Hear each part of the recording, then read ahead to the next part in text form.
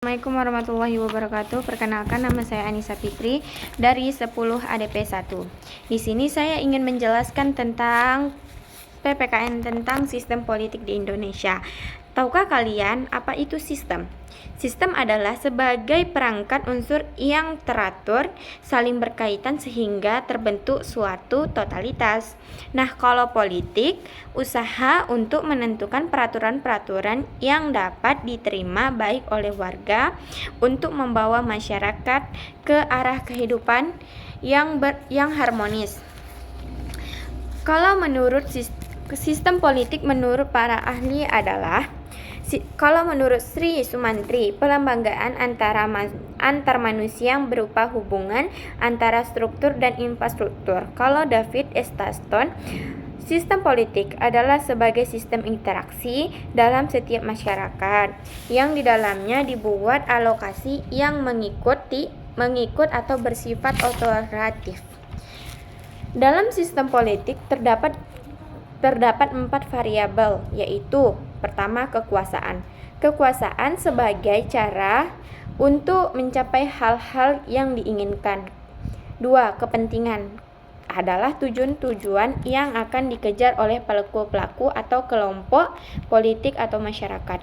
3. Kebijakan, yaitu hasil interaksi antara kekuasaan dan kepentingan. 4. Budaya politik, orientasi subjektif dari individu terhadap sistem politik.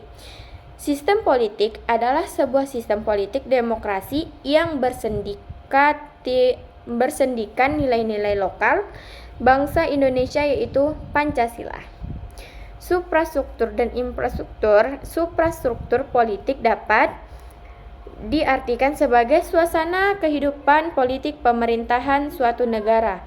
Di Indonesia, suprastruktur politik bertumpu pada trias politik yang terbagi menjadi 3. Kekuasaan yang tercantum dalam Undang-Undang Dasar Rakyat Indonesia 1945. Yang pertama, kekuasaan eksekutif, yaitu sistem presidensial dengan menetapkan bahwa presiden dan wakil presiden dipilih langsung oleh rakyat melalui pemilu. Kekuasaan legislatif, DPR dan MPR. Tugas DPR dibantu oleh Dewan Perwakilan Daerah yang keanggotaannya dipilih langsung oleh rakyat. MPR berperan sebagai pemegang kekuasaan membentuk undang-undang.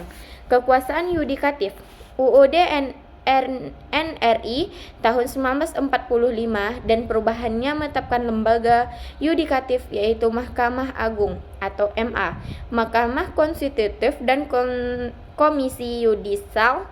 Mahkamah Agung merupakan lembaga negara yang melakukan kekuasaan kehakiman. Mahkamah Konstitutif adalah lembaga yang keberadaannya sebagai penjaga kemurnian dan kemurnian konstitutif.